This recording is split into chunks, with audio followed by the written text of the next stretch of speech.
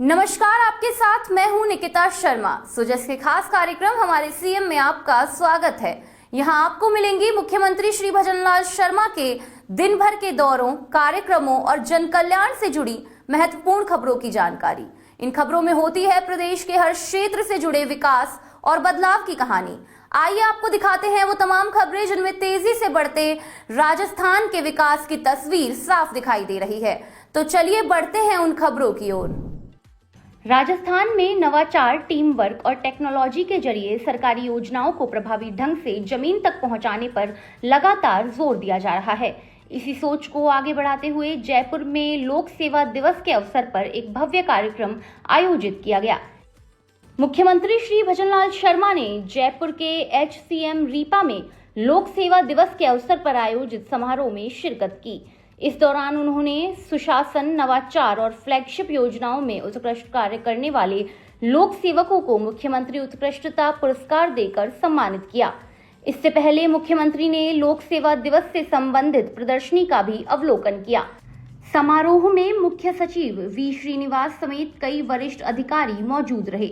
वहीं शासन सचिवालय, पुलिस मुख्यालय और सभी जिलों से लोक सेवक वीडियो कॉन्फ्रेंस के जरिए कार्यक्रम से जुड़े।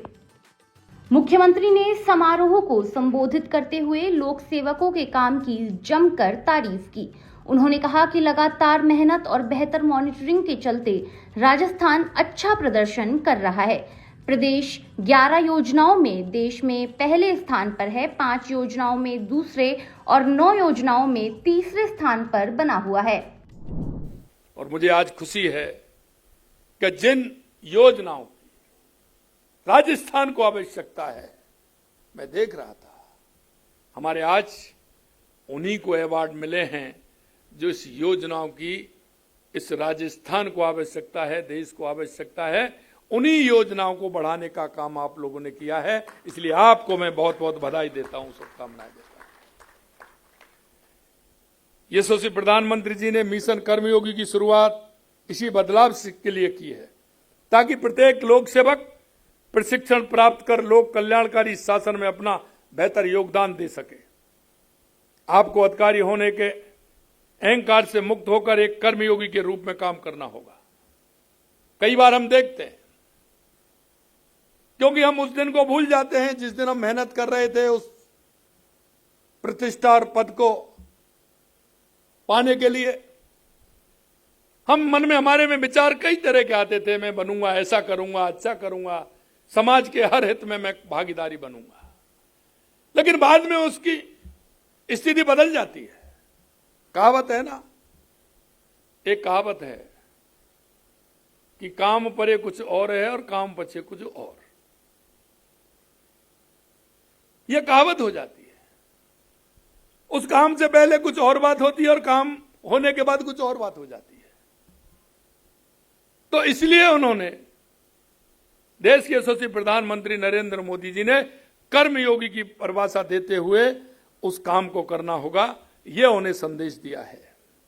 जब कोई गरीब किसान, कोई बुजुर्ग व्यक्ति या कोई बेरोजगार युवा अपनी समस्याएं लेकर अब आपके कार्यालय में आए, तो वहां से वो निराश ना लौटे। और निराश लौटने का कारण भी हम सभी को पता रहता है। उसके जीवन में हम क्या दे सकते हैं? हो सकता है आपके शब्दों से ही उसके अंदर ऐसी ललक पैदा हो जाए कि उसका जीवन आगे बढ़ जाए। हमारी सरकार की प्राथमिकताएं स्पष्ट हैं और मुझे खुशी इस बात की है कि हमारे सभी अधिकारीगण उस काम को आगे बढ़ा रहे हैं, क्योंकि 25 योजनाएं हमारे राजस्थान की ऐसी हैं जो पहले, दूसरे और तीसरे नंबर पर हैं। अभी CS महोदय बता रहे थे, 11 योजनाओं में हम देश में पहले नंबर हैं।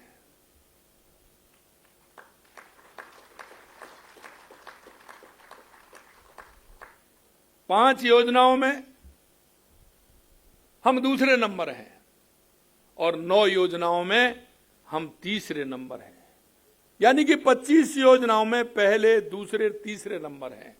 उसमें आपका ये समर्पण आपका सरकार के प्रति आपकी जो कर्मनिष्ठा है वो पूरी तरह से दिख रही है। समारोह में मुख्यमंत्री ने सुशासन श्रेणी में सुश्री आरती डोगरा, श्री सिद्धार्थ महाजन, फ्लैगशिप योजना श्रेणी में डॉक्टर खुशहाल यादव, श्री रोहिताश्व सिंह तोमर, श्री राजीव तोमर, नवाचार श्रेणी में श्री कृष्ण कुणाल, श्रीमती गायत्री ए राठौड़, श्री नकाते शिव प्रसाद मदन एवं श्री पी बाला मुरुगन को मुख्यमंत्री उत्कृष्टता पुरस्कार प्रदान कर सम्मानित किया।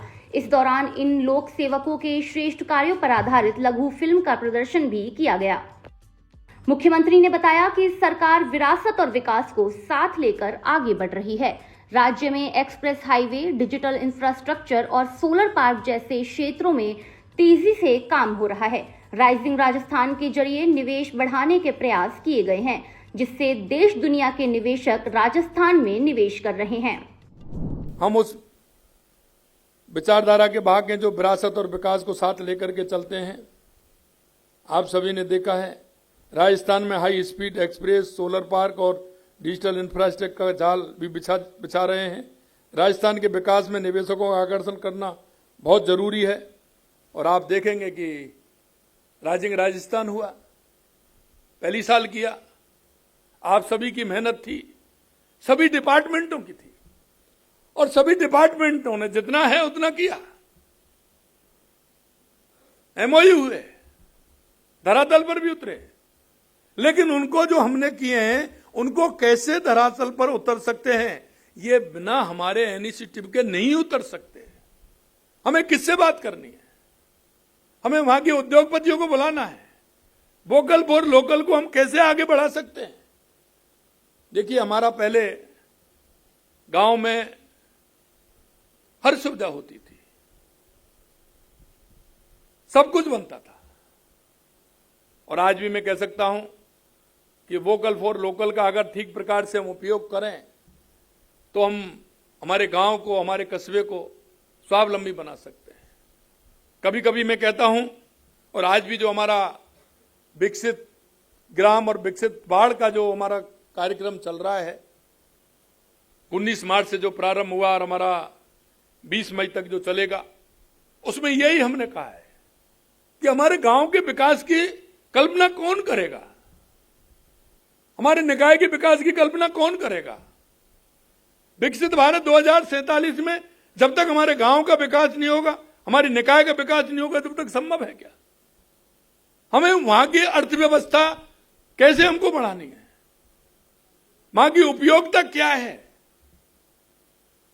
वहां का लोकल प्रोडक्ट क्या है। हमारे यहां राजस्थान हर क्षेत्र से आगे बढ़ सकता है। हम देखते हैं कि हमारे मिनरल 85 प्रकार के मिनरल किस किस जिले में निकलते हैं और वहां क्या क्या बन रहा है, कृषि के क्षेत्र में क्या उत्पादन हमारा हो रहा है। हम टेक्सटाइल के क्षेत्र में हमारा गांव में क्या धंधा चलता है, क्या बन रहा है। हमारी मार्बल हो या स्टोन की कोई भी स्टोन हो, उसकी मूर्ति कहां बन रही है। हमारा पर्यटन स्थल कौन सा है जो हमारे वहां लोग देखने आएंगे तो उससे हमारे वहां के लोगों को रोजगार मिलेगा। बहुत सारी संभावना है। हमने उस ग्राम और बाढ़ में इन सबको लिया है, ग्राम विकास और बाढ़ विकास के अंदर। हम चाहते हैं कि वहां कैसे आर्थिक समृद्धि हो। हमारे यहां मेथी पैदा कहां होती है तो उसकी प्रोसेसिंग यूनिट कहां लगे, सरसों पैदा कहां होती है, दलहन पैदा कहां होता है। हमारा अगर गंगानगर अगर किन्नू होता है तो उसकी प्रोसेसिंग यूनिट किन्नू की अगर गंगानगर हनुमानगढ़ में लगेगी तो वहां के लोगों को रोजगार मिलेगा। जयपुर में लोक सेवा दिवस के इस भव्य कार्यक्रम ने एक बार फिर यह संदेश दिया कि सुशासन और सेवा भावना से ही अंत्योदय का सपना साकार हो सकता है। मुख्यमंत्री का लक्ष्य है कि हर योजना का लाभ अंतिम व्यक्ति तक पहुंचे और राजस्थान विकास की नई ऊंचाइयों को छुए। सुजस के खास कार्यक्रम हमारे सीएम में आज के लिए इतना ही। फिर मिलेंगे मुख्यमंत्री श्री भजनलाल शर्मा के नेतृत्व में विकास की किसी नई कहानी के साथ। तब तक के लिए देखते रहिए सुजस समाचार। हमारे चैनल को लाइक, सब्सक्राइब और शेयर करना ना भूलें। धन्यवाद।